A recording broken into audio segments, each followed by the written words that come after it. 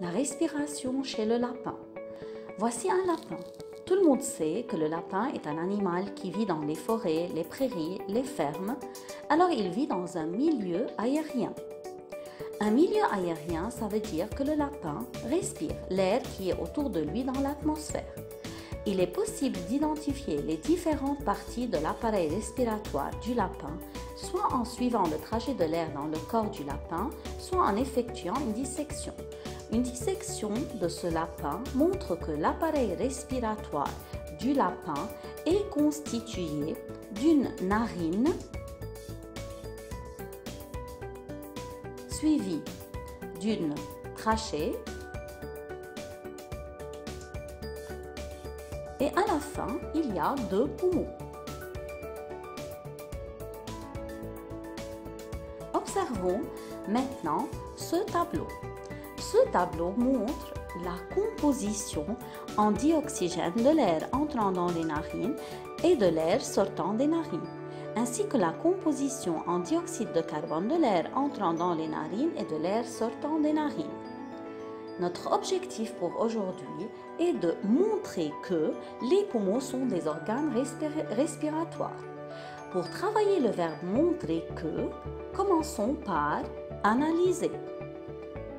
Pour analyser ce tableau, on sait que ce tableau montre que la composition en dioxygène de l'air entrant dans les narines est de 21%. Cette valeur diminue pour atteindre 16,2% dans l'air sortant des narines. Par contre, la composition en dioxyde de carbone de l'air entrant dans les narines est de 0,03%. Cette valeur augmente pour atteindre 4,3% dans l'air sortant des narines. Une fois que j'ai analysé mon document, je vais passer au verbe interpréter. Pour interpréter, je vais utiliser ceci signifie que. Ceci signifie que l'air sortant des narines du lapin s'appauvrit en dioxygène et s'enrichit en dioxyde de carbone. À la fin, je vais conclure.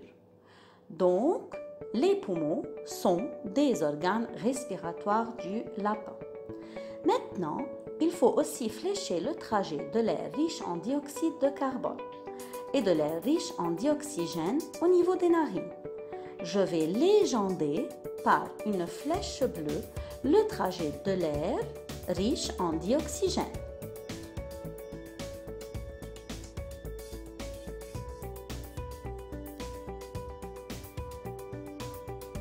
Alors, au niveau des narines, l'air riche en dioxygène va suivre ce trajet. Je vais légender par une flèche violette le trajet de l'air riche en dioxyde de carbone.